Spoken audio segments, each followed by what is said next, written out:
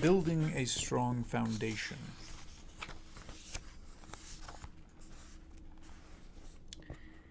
Views and opinions. The Noble Eightfold Path, which is the blueprint for getting to Nibbana, or enlightenment, starts out with right view. What does it mean to have right view? In the Brahmajala Sutta, Brahma's net discourse,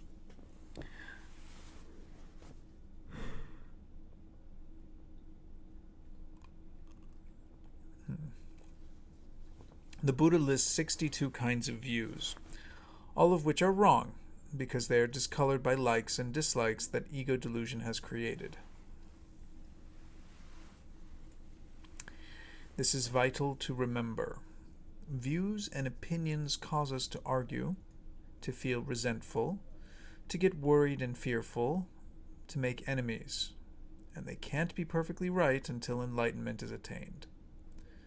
That doesn't mean we can't make decisions, but viewpoints and opinions are set ways of looking at things, preconceived notions about the world. We can't very well operate without them, but it is essential that we have an inner conviction that they are only viewpoints and not absolute truths. Then we can accept other people's opinions and don't have to take a final stand. We can say, this is my viewpoint and this is somebody else's. The two might be opposed to each other, but that doesn't necessarily mean we have to get angry or argumentative and believe that only our views are correct. Here's an example. Let's say that 4 friends are walking through the forest, and one of them is a botanist. He carries a notebook and a pencil, and delighted by the plants he sees. He writes down their names, or he makes drawings so he can look them up later. Another is a forest ranger, and all he can think about is where he can set the next fire to burn the undergrowth in order to protect the forest from greater destruction. The third is a conservationist who wants to appeal to politicians to preserve this forest for future generations. The last one is a dairy farmer who mentally calculates how many trees could be cut down in order to graze more cattle. They all have their own view of what this forest means. If each of the 4 friends insisted that his view was the only correct one, they might not remain friends for long. Each is convinced that his own way of looking at the forest is the right way. But there are dozens of other ways of looking at a forest, and this is true of all aspects of existence. Each one of those 4 friends' viewpoints has merit, but isn't absolute. Each is a partial view whose appeal is due to the individual's own likes or dislikes and identifications.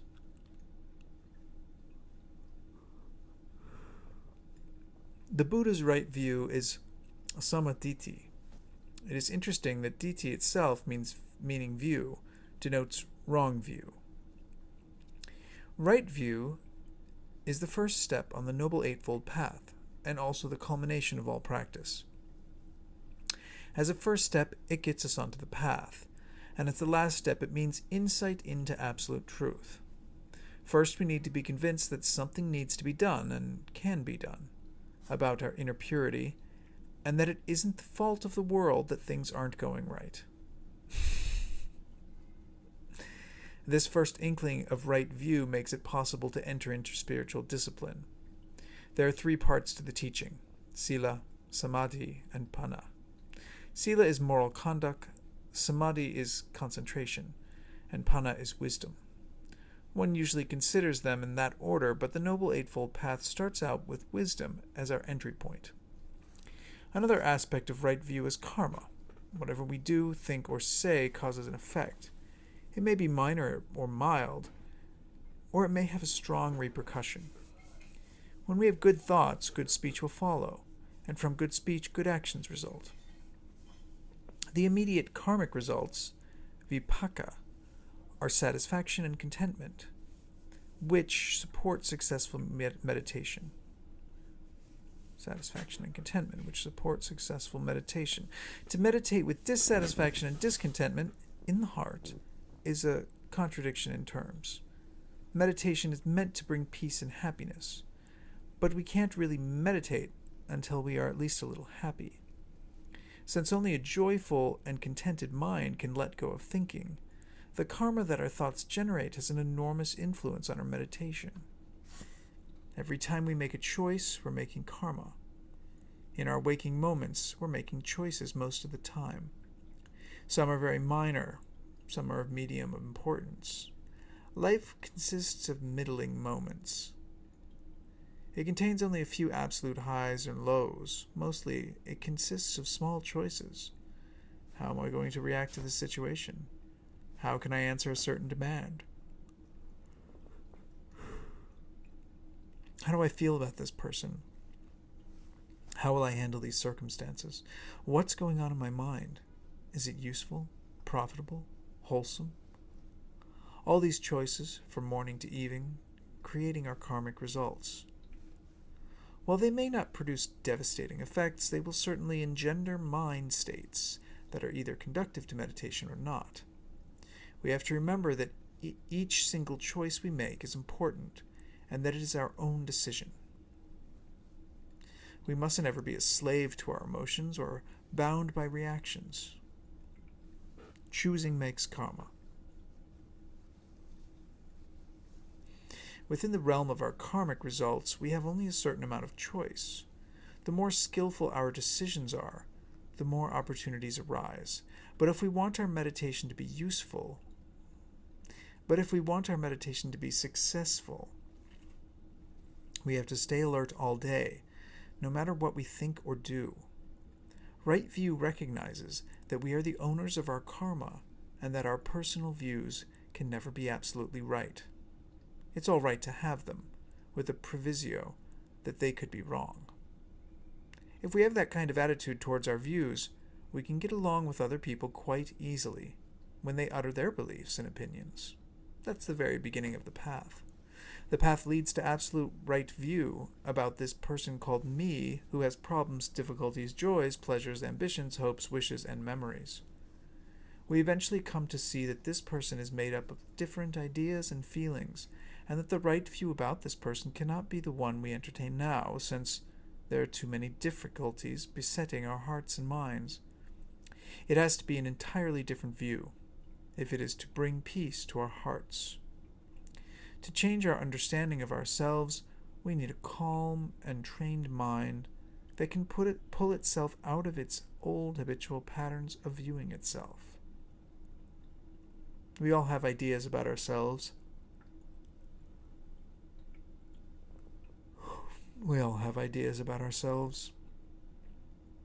Our abilities, our attractiveness, our difficulties. These are all views, not basic and absolute truths. In the relative reality in which we live, they are more or less true. But on an absolute level, the level that underlies all that exists, none have any meaning. The only view that has absolute validity sees total changeability in all conditioned things. Everything we are is a manifestation of an ever-changing body and an ever-changing mind. We consist of the four great elements, and no core substance can be found. This view is not intellectually realizable, nor will the mind accept it unless meditation produces a state of peace and happiness independent of outer conditions. Only a happy mind will accept such a radically different viewpoint. A mind burdened by difficulties cannot possibly accept that there is really nobody there who is experiencing those difficulties. There are two ways to understand the Buddha's teaching: relatively and absolutely. On a relative level, each one of us must try hard to achieve a concentrated state of mind. On an absolute level, there isn't anybody there to try. In order to reach an absolute understanding, we must use our relative reality. Unless I am trying, there is no way to realize absolute truth. These are two different levels of thinking and awareness. We can't absorb the higher level of consciousness unless the lower level has first been totally traversed and purified. In the beginning, right view is relative. We realize that we can change ourselves and that we can be aware of karma and its results. And we know that our views are not absolute. With the practice of the Noble Eightfold Path, we eventually come to the absolute right view. The other aspect of the Noble Eightfold Path that is also part of wisdom is right intention. It is of the utmost necessity for the spiritual path that our intentions be correct. In the beginning, our intentions may be mostly self-centered. We may come to spiritual practice for the wrong reasons. That doesn't matter. It wasn't unknown even during the Buddha's lifetime. Eventually, through practice, our intentions change and adapt themselves to the Dharma. The Buddha had a cousin called Nanda, who couldn't make up his mind whether he wanted to be a monk or get married. Because his famous cousin, the Buddha, was a monk, he was attracted to that kind of life. His personal inclinations, however, pulled him towards marriage. Finally, his parents got tired of his constant indecision. They procured a wife for him and set a date for his wedding. The Buddha was the guest of honor. After the noon meal before the wedding ceremony had started, the Buddha said to Nanda, "Come and carry my alms bowl to the monastery for me." Nanda couldn't very well refuse, as the Buddha was the most respected member of the whole clan and the guest of honor. Although he wasn't very willing, he traipsed behind the Buddha with the alms bowl. When they got to the monastery, the Buddha told him to sit down a moment. Nanda replied that he couldn't do that, he was in a hurry. The Buddha asked him why he was in such a hurry. "I'm getting married today. You know that. You were there." The Buddha asked, "Why do you want to get married? What's so important about that?" Nanda said, "This lady is so beautiful. I love her and want to marry her. But I really have to go now." The Buddha replied, "If you stay here in the monastery and practice according to my instructions, you can have 500 women much more beautiful than she is." "Really?" asked Nanda. "Yes," replied the Buddha. So Nanda stayed and practiced. Every once in a while, he would go to the Buddha and say, "Now what about those 500 beautiful women you promised me?" And the Buddha said, "I told you that once you had practiced, you would know all about that. Go and practice some more." Nanda kept on with the spiritual disciplines, became enlightened, and was no longer interested in 500 beautiful ladies. What the Buddha had promised him was that, if he practiced well enough, he would eventually see the devas, who are far more beautiful than human women. Obviously, this was a wrong intention for going to the monastery, but it was the one thing that would capture Nanda's imagination, since he was that kind of person. Through continued practice, he changed his character. He didn't have the right motivation at first, but the right results followed. Right intention has to be connected with the effort of practice, which we make both in meditation and in our daily life. These two, right view and right intention, are the first part of the path. The Buddha compared people to 4 kinds of clay vessels. One type of vessel has holes in the bottom. We can pour in as much water as we like and it runs right through. When this type of person hears the Dhamma, it goes in one ear and out the other. The second type of vessel has cracks. Though we pour in the Dhamma, it seeps out slowly until the vessel is empty again. The third vessel is full to the brim with stale water, which are views and opinions. One can't pour anything new in, everything is already known. The only useful vessel is the fourth, without holes or cracks and totally empty. Emptiness is not a negative state. It denotes a mind that has no tension, no worry, or fear, and is wide open to see the Dhamma within. Such a mind is let go of all preconceived ideas about the world and the people in it. If our ideas up to now have not brought total and absolute happiness, it is much better to let go of them and be an empty vessel into which the Dhamma can be poured. As the Dhamma fills us, it changes our outlook and eventually brings us to right view. One of the ways we are enlightened is called signless liberation. This means that we are aware that nothing has any significance. Nothing is important enough to keep in the mind.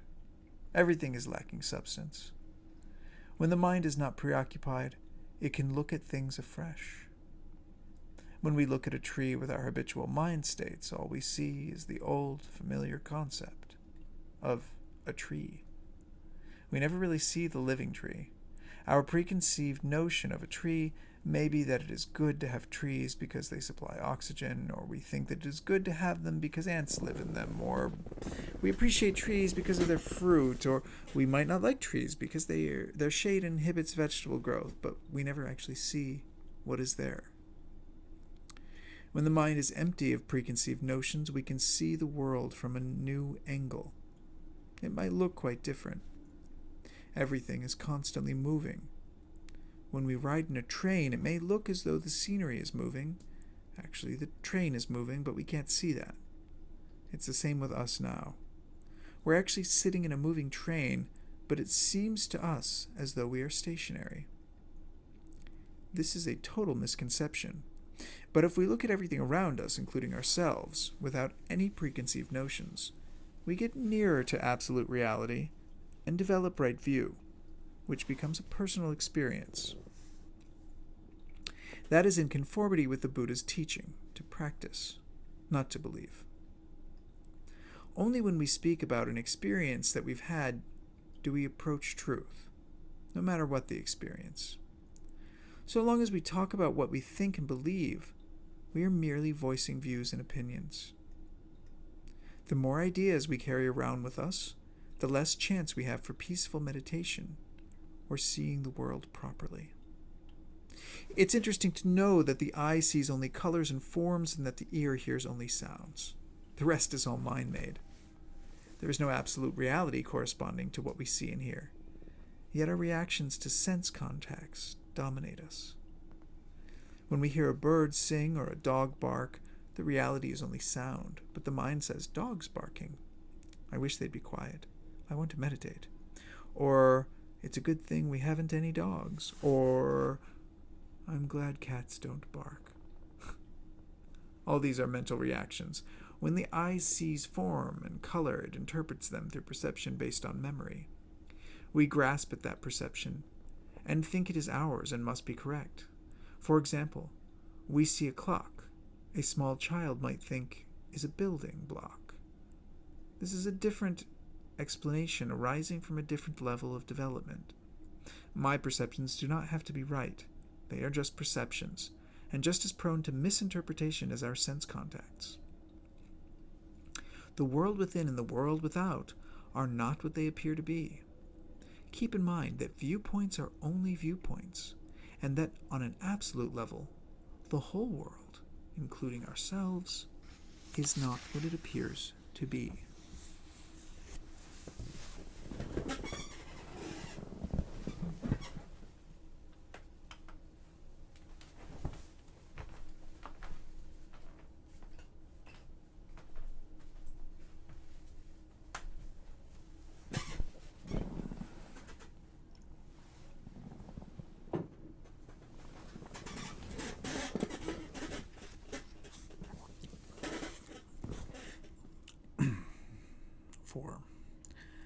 To control one's mind. Our old friend dukkha can be triggered by bodily discomfort, but more often it is caused by the mind's aberrations and convolutions. The mind creates dukkha, and that is why we must guard the mind well. Our own mind makes us happy or unhappy. Nothing else in the world can, since events trigger reactions, often catching us unaware. We need to develop attentiveness to our own mind moments. We have a good chance to do that in meditation. There are two directions in meditation: calm, samatha, and insight, vipassana. If we can achieve some calm, that indicates that concentration is improving. But unless that valuable skill is used for insight, it may be a waste of time. If the mind becomes calm, joy often arises. But we can observe how fleeting and impermanent that joy is, and how even bliss is just a passing condition. Only insight is irreversible. The deeper the calm within us, the better it will withstand disturbances. In the beginning, any noise, discomfort, or thought will break it up, especially if the mind has not been calm during the day.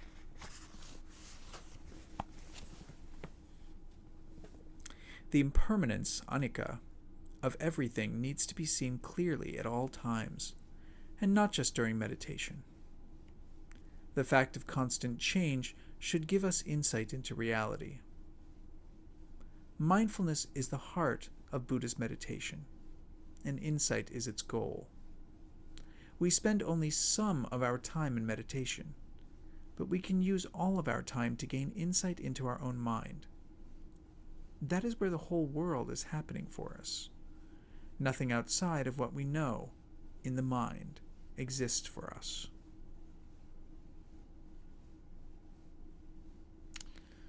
The more we watch the mind and see what it does to us and for us, the more we will be inclined to take good care of it and treat it with respect.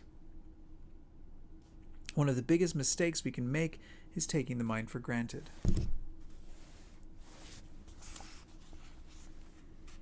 The mind has the capacity to create good and evil for us. Only when we are able to remain happy and calm, no matter what conditions are arising, can we say that we have gained a little control. Until then, we are out of control, and our thoughts are our master.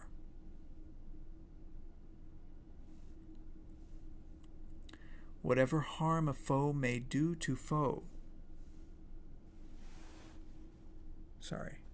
Whatever harm a foe may do to foe, or hater unto one he hates, the ill-directed mind indeed can do one greater harm.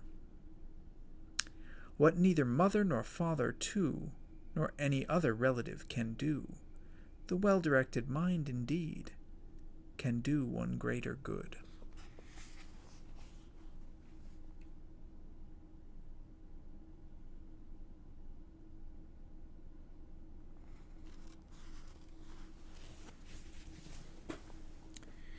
In the Buddha's words, nothing is more... that was from Dhammapada 42 and 43. In the Buddha's words, nothing is more valuable than a controlled and skillfully directed mind.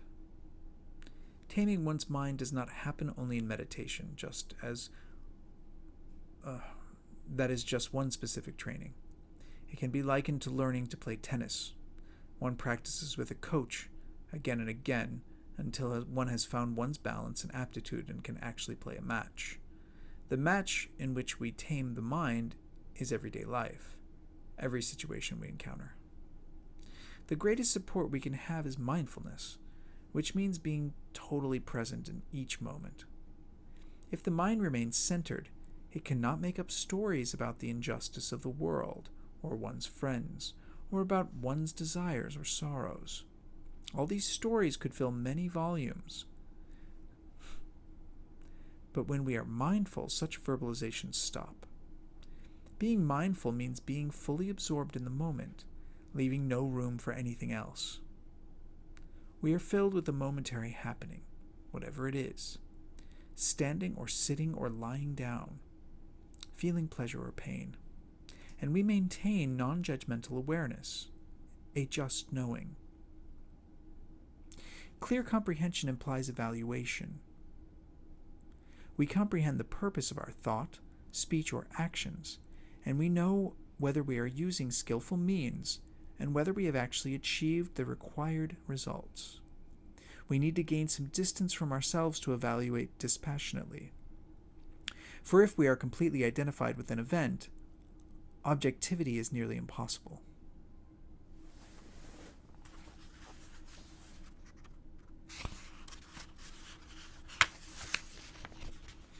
Mindfulness coupled with clear comprehension provides us with the necessary distance. Any dukkha that we have, great or small, continuous or intermittent, is created by our minds. We create all that happens to us. Nobody else is involved. Everybody else is playing his own role in this drama called life. Sometimes other people just happen to be around and we imagine they are responsible for our difficulties, but in reality, whatever we do arises from our own mind moments. The more we watch our thoughts in meditation, the more insight can arise.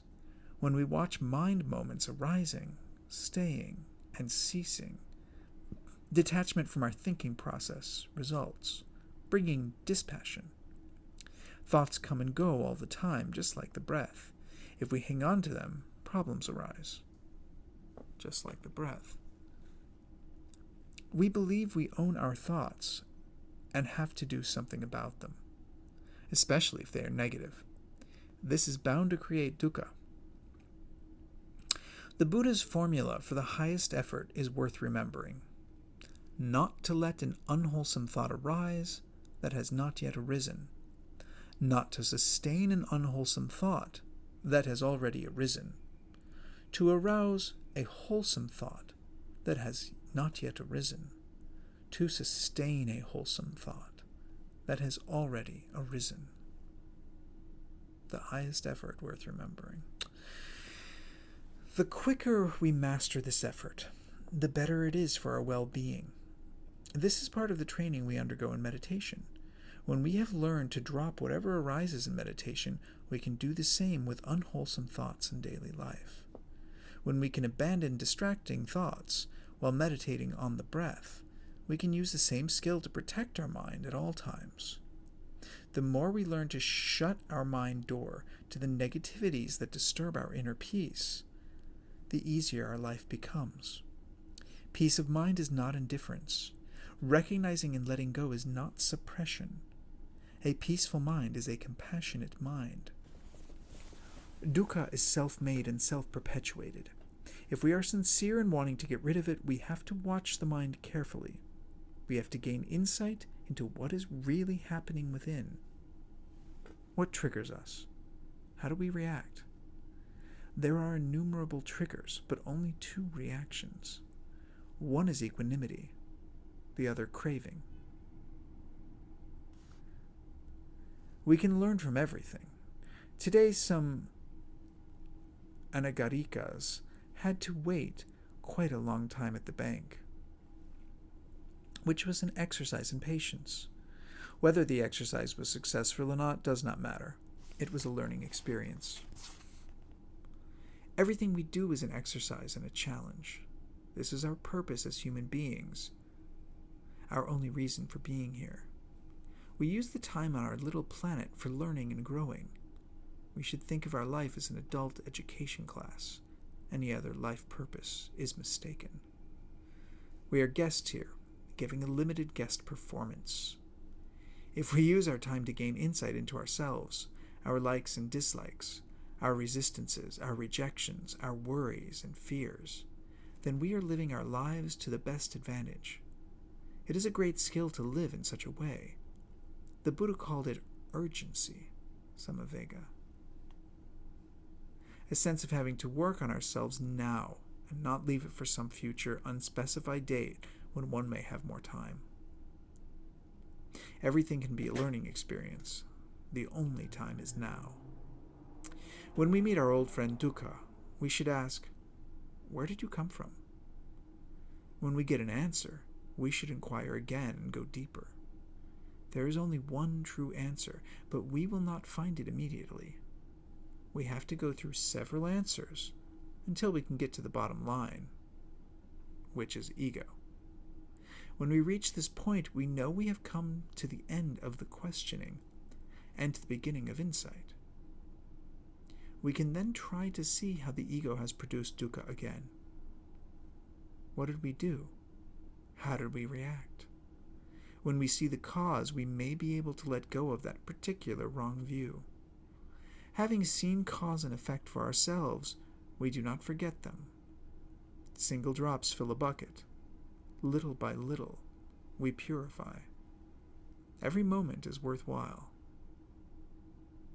The more we experience every moment as worthy of our attention, the more energy is generated in the mind. There are no useless moments. Every single one is important if we use it skillfully. Then strength of mind arises. Single moments add up to a life that is lived in the best possible way.